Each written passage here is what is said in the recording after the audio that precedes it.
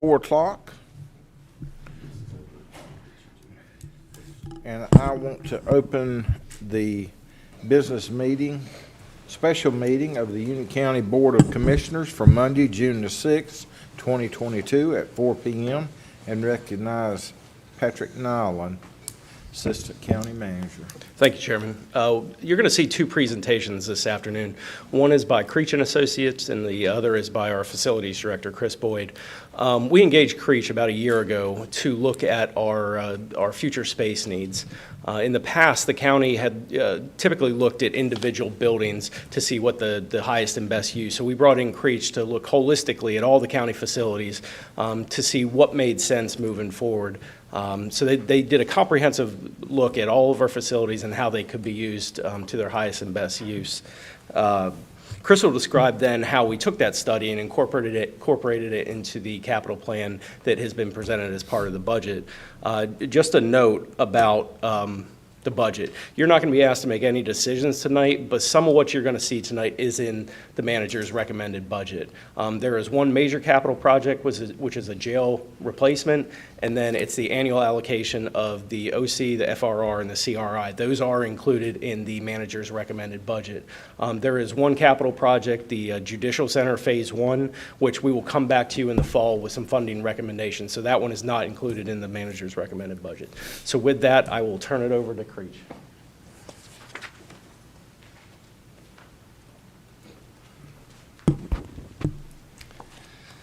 Good afternoon. Excuse me. Thank you for the opportunity to share with you all this afternoon. We're going to run through our presentation, and feel free to ask us questions as you go if you choose. So, quick word about us. My name is Brent Green. This is Natalie Stinger, and we are with Creech & Associates. We're a firm that specializes in civic projects, and it's really the market that we focus in. We're architects, but we also do a bunch of studies like these. We work with counties all over the Carolinas to help them determine what their inventory offers from a highest and best use standpoint. So our agenda today is relatively straightforward. We're going to talk quickly about our overview, about our process so that you understand how we got to where we are. We've done some forecasting to help us think about what the future needs would be, the space standards which form the blocks of how we project space, and then ultimately the summaries of the spaces as the needs arrive. So in terms of an overview, you see here kind of big buckets of space. Really, we were brought on board, as Patrick said, to sort of look at from a holistic perspective, the space needs per each department and how to achieve those goals. So of those 39 departments and 15 buildings, you see over 580,000 square feet that was part of the scope of this study. When we talk about space, we really use three terms to define those, and we're going to use these as we go through the presentation. There's NASF, which is sort of net assignable. That's the space for each room. To combine several rooms together that are functionally connected, you have to use net usable square feet, which is the space required for a department. That's important for us because as we move departments around, that's the component that we utilize most often. And then there's gross square feet, which is of course what's required to take those suites and connect them within a building. So in terms of our process, this is our roadmap, and we are at the end of phase 7. So we have assessed staff, we've developed forecasts, assessed your buildings for their space utilization. We've developed some concepts, tested them with staff, and developed some estimates. So we're sort of here tonight at the end of phase 7, ready to move into phase 8 with some direction. So in terms of forecasting, and we think about civic buildings that always have a life beyond today, 20 years minimum, more like 50 years for most of them, we have a model that we've utilized that it takes growth indicators to forecast projected staff needs. Now, we will say, since you all invested significant time and energy in the 2050 comp plan, for the purposes of this study, we've aligned the forecasting and projections with those population estimates. So all of the forecasting aligns with the growth rates from your 2050 comp plan. And this is a high-level summary of how that translates across each department. So there's a bunch of numbers on here, and I'll sort of run through it quickly. You'll see the column on the left is 2021. That's where the staff is today. There are 5-year increments that take it all the way out to 2041. So you could look at any one department and see how that would grow across those 20 years. In theory, this represents a 1.6% annual growth, and that's really the number that that also parallels with your population projections. So in total, at 1,302 staff within the scope of this study today, in 20 years would require 1,786 based on this model. Okay? So when we write programs, we have standards for spaces that are really the building blocks for what we talk about in terms of programs. These are office sizes, sizes for rooms like this one that are important program elements that are atypical from normal spaces. And so anytime we do those, we look at making sure that we're offering the right range and asking the right questions to make sure that we're not over or under projecting needs. These range from the county manager's office that might have room for meeting for 4 to open office pods or touchdown stations and everything in between. And we built these spaces, so when we talk about them as standards, we sort of we understand them, and we worked with your staff to make certain that we were providing the most Spartan functional building blocks for the program. And that, of course, applies to meeting spaces as well as, like I said, chambers and spaces like this one. So those are how we build our programs. And in terms of a really high-level summary of the programs, again, a big chart with a lot of numbers. But what you'll see is each department that was in the study is listed on the left. The building that they are currently in is that second column. You'll see there are the current existing net square footage, which is what they're in today, and that is then compared to the 2041 future proposed. So the trend is obviously going to be that the future proposed column is going to be larger than the current existing. There are a few outliers where that's really close to being the same. For example, the county commissioner space is projected as the same. But by and large, there were needs that were uncovered that were a deficit for each one of these departments as we were going through this process. Does anyone have any questions about this in terms of how we've gotten to the place where we are? I'm going to skip forward with a couple of quick summary statements in lieu of that, okay? So when we take on these studies and we get to this point, we have to stop and ask ourselves, what are the drivers? Because there are always things sort of outside of the numbers that are leading factors in solutions for master planning. One of the important ones, and probably the largest driver for this one, is the need for additional courtrooms. That came from our staff assessment with the folks that work over in that building, and it was identified between 2 and 3 additional courtrooms that were needed. And because of the security concerns and the adjacencies required to make those function, that becomes something that needs to stay near here. The site for the Judicial Center is not really one readily expandable. It's relatively landlocked. So you begin looking at the other amenities that are in this immediate area, and they are limited. The parking at this facility is relatively limited when you talk about from code perspective and the ways that it services the people that utilize the building. The historic post office is a part of this downtown government center campus, and we looked at it for an opportunity to solve some of these space needs solutions, but unfortunately it's not a great candidate for renovation. It's on the historic register, inside and outside pieces of it. Structurally, it's not the most flexible building, so we sort of have resigned ourselves to letting it continue in a similar use to where it is now. Some of the building sites that we have are able to expand, and you see a list of those there. Those are sort of standalone solutions that we don't have to integrate quite as tightly with the rest of them.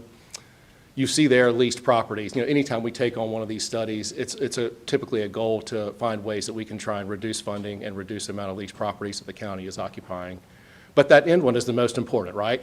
It's identifying the most cost-responsive option to address the space needs deficit. And we looked at multiple different ways over the last few months that Chris will share in summary with you here in just a moment. So these were those drivers. This is what led us to sort of the solutions that were being proposed. And then here, as I'm closing out my part of the presentation, this is sort of in summary format, those 15 facilities, their current gross square footage, which remember that's the big number, that's the all-in per building. You see that totals currently 580,893 square feet, and the projected future gross square feet from 2041 is over 822,000 square feet. You see that translates into a 42% increase over 20 years and over 240,000 square feet. And so I think, you know, those are really big numbers kind of in summary. I will say just in terms of perspective, the detention center itself represents about half of the square footage increase, just if you're looking for where the numbers are. But otherwise, it's fairly well dispersed across projects. So I'll pause here and ask if anyone has any questions for us at this time. Thank you very much.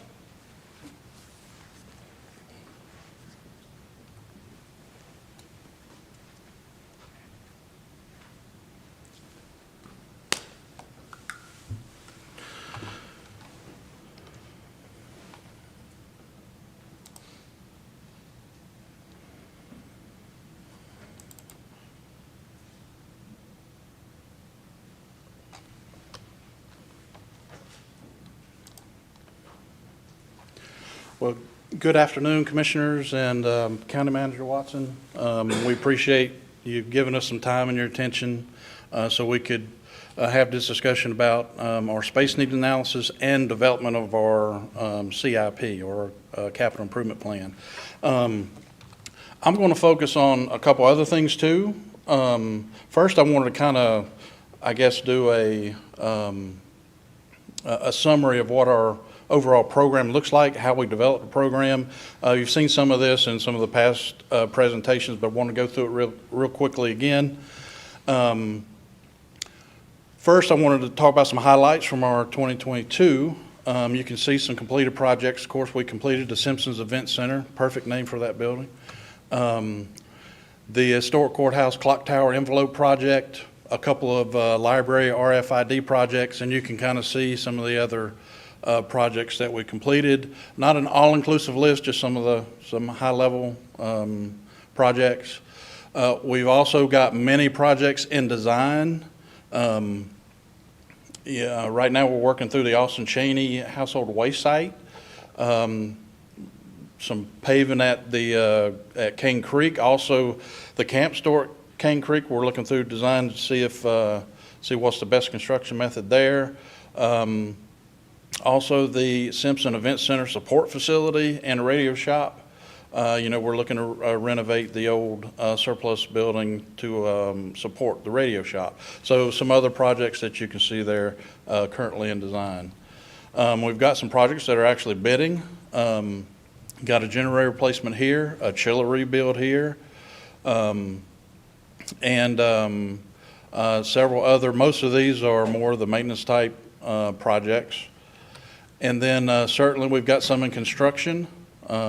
You're fully aware of some of them. We got the big sheriff's building that's going on, the emergency services complex, which I can happily report that we got our temporary CO on Friday. So it's a kind of a milestone for that project, and still got a lot of work to do, but it is an achievement for our staff, and we're excited to kind of move it to the next part of construction.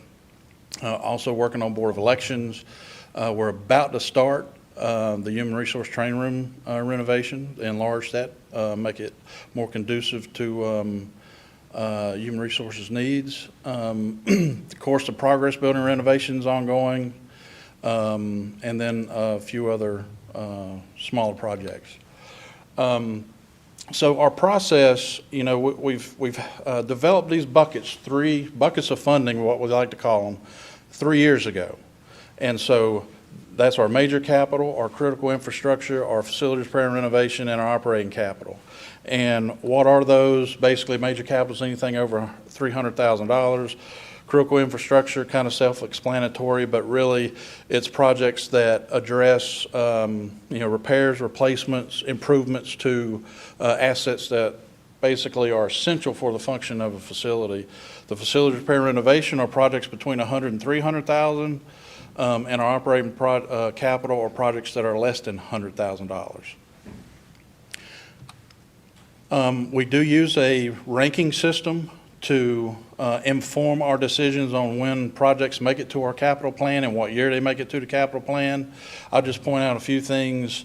It's a formula-based approach to scoring each project. Each project gets scored.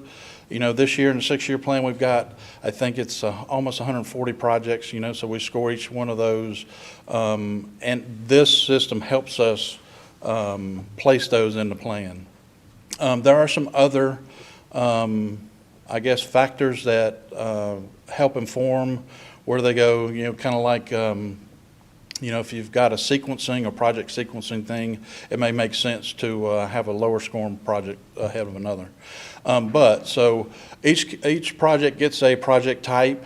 That project type in turn has a importance rating, 1 to 10. Once we categorize each project into a type, those are all sorted, and each project and each project type gets a priority. Each project gets scored based on any concerns that they address, and so you can see the portion on the right You know, if it's a safety, security, or life safety issue, it gets 100 points and down the line. And so basically you take your sum of scores and divide it by the project type, importance, and then the priority, and it pushes out a score and helps inform our overall decisions on where they fit in our CIP. So one of the, kind of basic steps in any CIP is how you identify your projects. So for us, we start with internal assessments. Basically, every year we meet with all the department heads and division directors, and that's in order to confirm or validate the projects that we already have in our existing CIP. We also do some internal look at work orders and work order histories, and if we've got any, I'm going to say, emerging priorities. We've got, repeat, calls with a lot of money spent on a certain piece of equipment, it'll make it into our CIP. We finished in 2020 a facility condition assessment, which is a large database of about 5,000 line items of deficiencies in our facilities. So we use that database to inform our projects as well. And this year we finished the facilities space needs assessment. It did include Union County Water on their operations center, just because as we started working through the space needs assessment, it became apparent that we were going to have to find some space in the government center. So we decided to take a look at water and see if there's a way to free up 4, 5, and 6 in this facility to use for different purposes. Jesse Helms Park completed this year a master plan for their site, and you'll see a jail project, or 2 jail projects actually, in the CIP. Those were informed with a master plan that was completed in 2020. Yeah. On the jail, how much, is that pretty much statute driven? I mean, will we reach a point where we have to do that to stay in compliance? Well, to stay in compliance is the key term, I think. There are some deficiencies in the existing jail that are going to be too difficult to bring into compliance. So at some future date, there's going to be a need for addressing those compliance issues. There are things we can do, and you'll see, well, maybe you won't, but there are projects in our CIP that are funded in the FRR and OC that address some of those compliance issues. In the short term, if we've got to do some painting or we've got to do some, correction to light fixtures or something else, then those are compliance issues. But I think some of the bigger compliance issues with, separations and just the size of cells and things like that that are, kind of new and updated, whether it's every 10 years or so, there are going to be some compliance issues that are too large and too complex to fix as we move forward.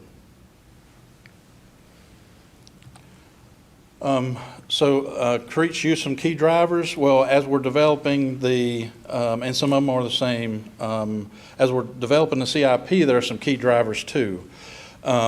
Again, we think it's important to note that we're using a 2050 comprehensive plan estimates as a base, of what our space needs are going to be over the next 20 years.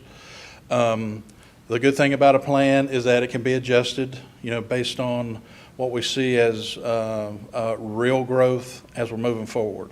But it is important to do some forecasting so that we can inform some debt plans and debt financing plans and other other things. What you'll see in a minute on our CIP, the numbers were used with Beverly's presentation of the overall potential CIP. One of the biggest pieces of this equation was the need for additional courtrooms, and up to 3, and actually there was some mention of a 4th courtroom too. But that was a big driving factor, considering that we don't have any space in the Judicial Center for that, or any physical space in the immediate area to build adjacent to the existing Judicial Center. Also, the jail is nearing capacity, and at sometimes seasonally, it's at capacity. They have some spikes. I think it's in the winter they spike, pretty hard. And so given the fact that it's nearing capacity and it's in need of these significant repairs and compliance issues, those were factors as we started looking at how we were going to input that into our CIP. Again, another driver is there's limited space in the government center. And limited space, we do have some space on the third floor, but it's so cost restrictive it's where the old jail was. It's just too cost restrictive to renovate that space, in our opinion. And it's just we can't necessarily leverage that space as we're trying to plan for the overall space need. Same thing with judicial center. There's no extra space in the judicial center either. We also look to focus on the most cost-responsible solutions to space needs. Creech talked about, so how do you do that? Creech talked about one of them. We developed space standards. So, if you go into some spaces in the existing government center, they exceed what industry standard, space size should be, or sizes of rooms should be. And so as we're determining what the gap is in our new space, we applied new space standards to it, that make it more realistic and in line with industry standard. Another way to address it from a cost responsibility perspective is to look at phasing. And so phasing allows you to, respond to, we're using forecasts for population. If those forecasts, are short or they're long, we can make adjustments if we decide to phase. Otherwise, if you don't phase, then you're building, I'm going to say, a new government center that's sized to 40 years growth or 20 years growth, where you can build it for 10 years growth in one phase and then see where you are in 10 years and then figure it out from there. So those are some of the things we focused on. And so that gets us to a look at our fiscal year 23 and 28 through 28 CIP. This is all inclusive of our all our buckets: major capital, CRI, FRR, and OC. The top line you'll see is basically the UC Water Ops Center expansion. This is going to be key in accomplishing the next progressive projects. There's no way to do some of these other projects unless we do that project. It's not a part of our CIP, but it's important that we share as you're trying to make your decisions on the UC Water side. It's important to share that we've got to get that project done, or we're not going to be able to do some of these other projects. I show it as a $10.8 million project, and that is the total cost, but they currently have, I think it's $6.8 million allocated for the project, so it's looking at about a $4 million shortfall that you'll have to make some decisions on the UC Water side. If we do that project, then that allows us some flexibility in the government center, frees up 4, 5, and 6. We would be able to then move tax into that 4, 5, and 6, and it's kind of a one-for-one space swap. And allows us to move DA over from the judicial center into the second floor. That frees up space in the existing judicial center to get us at least one additional courtroom and some other support space. So that gets us a kind of a short-term fix. And if you didn't know, we've been working on a temporary courtroom that's funded through the emergency judge, I think, is an emergency order. So, I mean, that's kind of indicative of the real need that there is for these courtroom spaces. So that gets us through that first phase, at least one courtroom in judicial, and it gives us some breathing room in the government center for any government operations expansions that we may see in the short term. Next on the list, of course, is a jail project to replace a roof. The big one, Creech mentioned, is in 2024, and that's the jail expansion phase 1. That's a $65 million project, so it's significant. It basically includes building a new core facility and a 96-bed expansion. And so that gives, in addition to the 280 beds, it expands their capacity somewhat. There is a phase 2 that you'll see in 2028 that is now a new pod that's, I think it's 280 beds, which gets them to, replaces the existing 280 beds, so it gets them kind of where they would be if we did the project in 2024. Moving on, we've got a couple other projects. We've got a human services expansion in year 2025. I am sorry about that.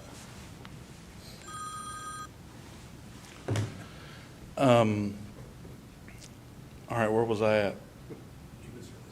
Let's see. All right, human services expansion in 2025.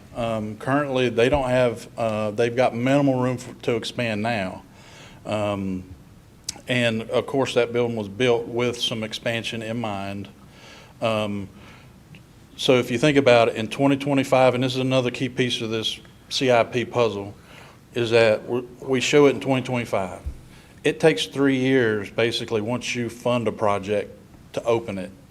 You know, if in the most efficient, kind of scenario for a government agency. So if we can turn a building over in 3 years, that's doing pretty good.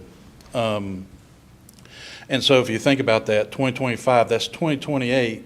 The building was built in 2015, I think, is when they opened it. So that's 13 years after it was opened. That's the first expansion of that facility. Same thing with the jail. You got to think about that too. So if we're looking to do a jail in 2024, and actually it's a 4-year turnaround minimum on a jail just because of the nature of its construction. So you're looking at 2028 for that to open as well. Some of the other major projects are that we've got the new government center in 2026. Okay, so in order to get any more courtrooms after that first one that we can get in the judicial government center renovation, there's no space left in the government center or judicial. So we're going to have to look at a solution, and that potentially is to build a new government center. That allows us to clear space to basically, I'm going to say, look at the government center, the current government center, as a judicial function, mainly judicial function at that point. And that gives us plenty of expansion space for judicial for many years to come. We'll leave some of government services in the government center. You'll see, I don't think we have it in here. It's actually a 10-year. In our 10-year look, there's government center phase 2, that if we still are growing and we need additional space for government operations, then we do a phase 2 government center expansion. If not, then we don't. Other projects of note are in 2027, that second phase. If we did the government center phase 1, new government center phase 1, that allows us then to do a renovation of government center judicial to make it more of a judicial look. You heard Creech talk about removing leases from the equation, and so this scenario allows us to move adult probation and juvenile probation into the government center and reduce those leases. It's about $200,000 a year. So then we've got, let's see, in 2028 is that second jail expansion, and that's that 280 bed pod. If you move on down the list in the section CRI, FR, and OC, You'll see that's the one we try to keep consistent. There are some growth numbers in there, so I think it averages 3% a year. We keep them the same for 2 years, and every 2 years we move it up, but it equals 3% per year. You can see this year we're looking at the FRR, a combined total of $1,275,000, and then the operating capital, $750,000. And then a $75,000 critical infrastructure assignment. So any questions before I move to the next slide? Nope? Yes. Commissioner- Okay, yes, sir. I'm sorry, go ahead.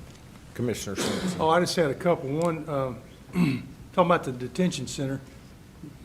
Did I not remember, aren't there some floodplain issues or some potential limitations on expansion over there? Yeah, I think in some of the previous planning exercises, there was a thought to expand actually, I'm going to say to the south, and that's where the floodplain issues become apparent. This master plan has the expansion more towards the new sheriff's facility that we're building now. So it's not in the floodplain, this proposed expansion. I see. And then one other question, and this may be for Creech, but sort of a, not a negative, but sort of the fact that I am familiar with ag and the ag center, it showed a significant expansion over the next 20 years in personnel, FTEs. And it has been sort of the past history of that organization in recent years to go more to regional agents and actually less staffing. So is there some formula or some way, does this apply to all the departments in terms of increases in personnel? Yeah, it applies to all, it applied to all departments. There was some give and take. Creech did interview all the departments and asked them what their expansion forecasts were.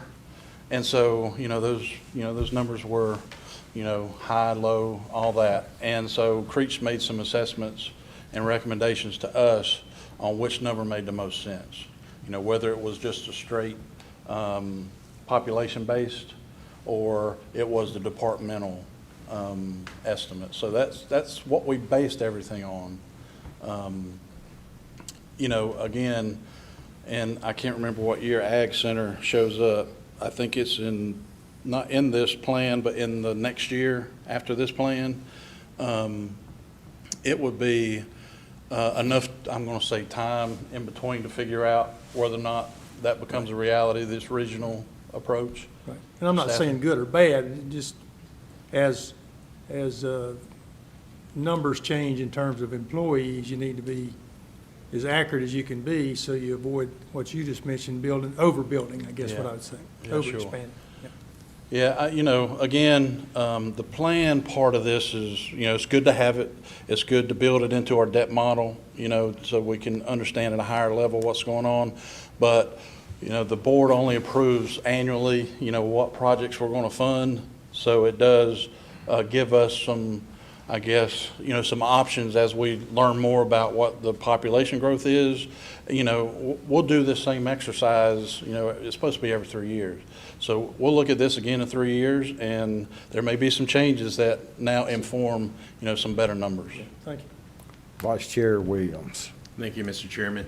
The 280 beds that you mentioned with Phase 2 of the jail, does that include the 96 beds from the first phase, or is that is that 280 new beds? 280 new beds in a Okay. pod. So you'll have a new 96 in the core, and the core includes, kitchen, medical, office, and other things in the core, and 96 beds in the first phase, and then a new 280. So that equates to, I can't do the math in my head. I don't know. I can look it up. 376? Yes, 376. Okay, That's right. great. Thank you. All right, any Okay. other questions before we move on? No. All right. And so just removing projects from the equation, just kind of what the numbers look like. If you look at average, we're looking at $38 million a year for 6 years. CRI 228, FRR 1.35, OC 800, and overall $41 million annually on average. So then just looking at fiscal year '23, kind of mentioned some of these already. Patrick alluded to the fact that we do have the Judicial Center and Government Center renovation listed as a fiscal year '23. It's not part of the county manager's budget, and we will be coming back with some options on and recommendations on how to fund that later in the year. We do have one jail roof replacement project as a major capital project, and then some UPS replacements in our CRI and our regular FRR and OC, which align with what you saw earlier. Again, I'd like to mention that $4 million is important to the whole equation to trying to execute on the water side.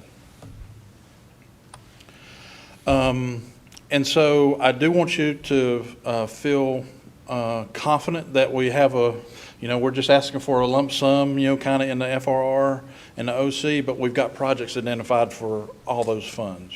And so this is a list of all the projects that we anticipate to accomplish with those funds. Just to highlight a few, the upgrade fire alarm system at the Progress Building. You can see that scored pretty high, 108, so of course it made the list. The jail has some significant sewer repairs that need to take place. Moving the operating capital. Let's see, animal shelter, security improvements, and a lot of other projects that are really needed for the county on an annual basis. But it's not something that you're going to necessarily see. It's not a high profile projects. I have a question, and Yes, it's sir. kind of at jest. Do we have people trying to break into the animal shelter, or dogs and cats trying to break out? No, I think it's, look, they deal with, I'm going to say, not angry. They deal with some people that aren't happy about their pets, that are, so I think they've had some concerns, Okay. about how the lobby's set up. It's really about how the lobby's set up and trying to protect them from harm. Well, that's good explanation. Okay. All right. You haven't been up there causing trouble, have you? Nope. Okay. All right. Any other questions on the project list? No. Okay. So I did want, the last thing was talk a little bit about the performance of our capital funds. And I say performance, it's really about us executing, our plans. And so we've, as I mentioned earlier, we've been doing this for 3 years. I'm going to call these funding groups for 3 years.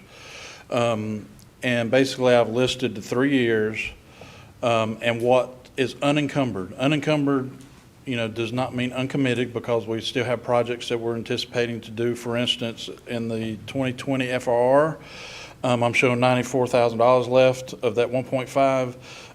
It actually is the human resource training room, and so we've got some AV to buy, and we've got some other things to buy with those funds.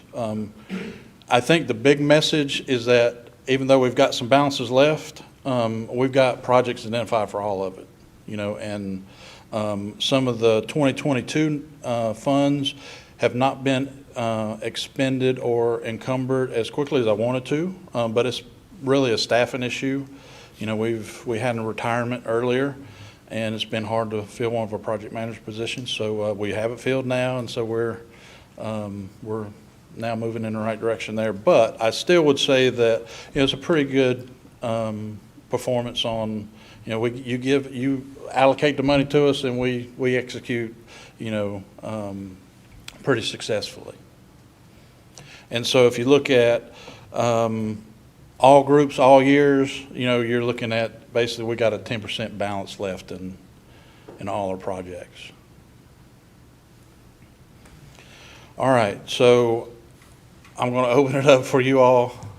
If you got any questions or you got any guidance for us. Mr. Manager, I guess I have a question. Is his request, do you have it funded in your budget that we'll be voting on? It's in principle, sir. Yes, okay. Okay, anything else? Thank you. Okay, thank y'all, appreciate it.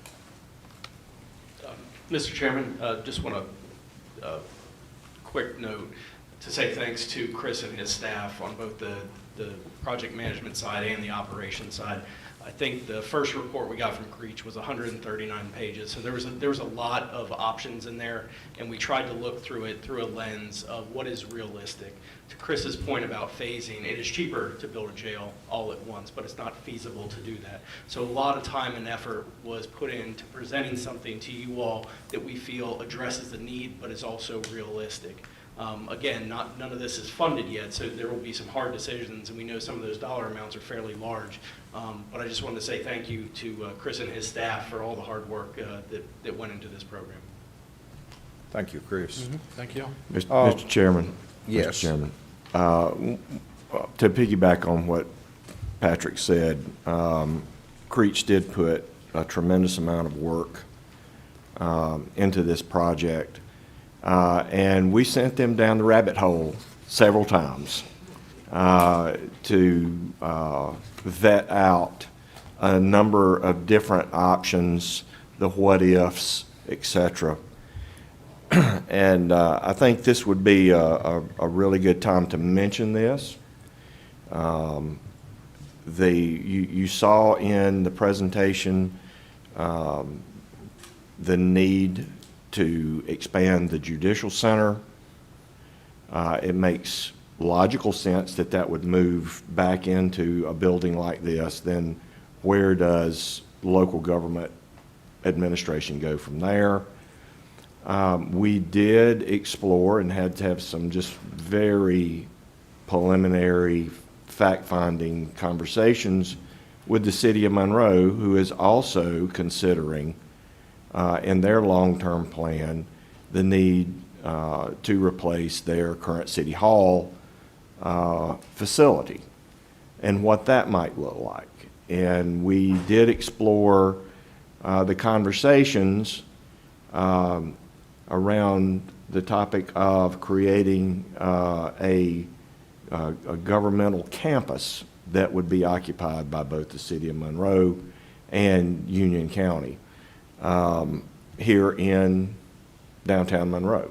And where would that be? So we had some of those types of conversations, and the city of Monroe was, their administration was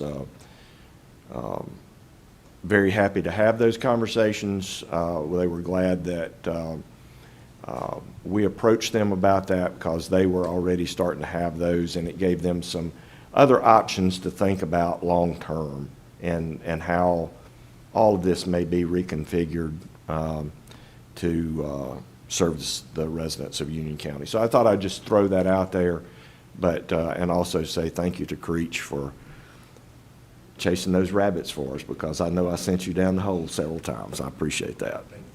That's all I have. Okay. Before I make a motion for adjournment, I want to make an announcement.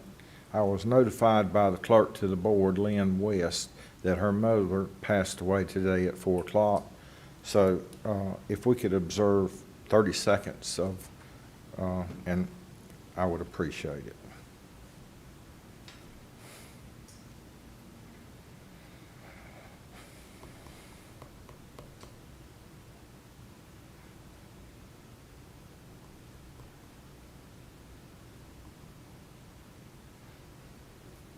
Okay, thank you very much. No further business before the board. I'll make a motion to adjourn. All in favor? Aye. Thank you.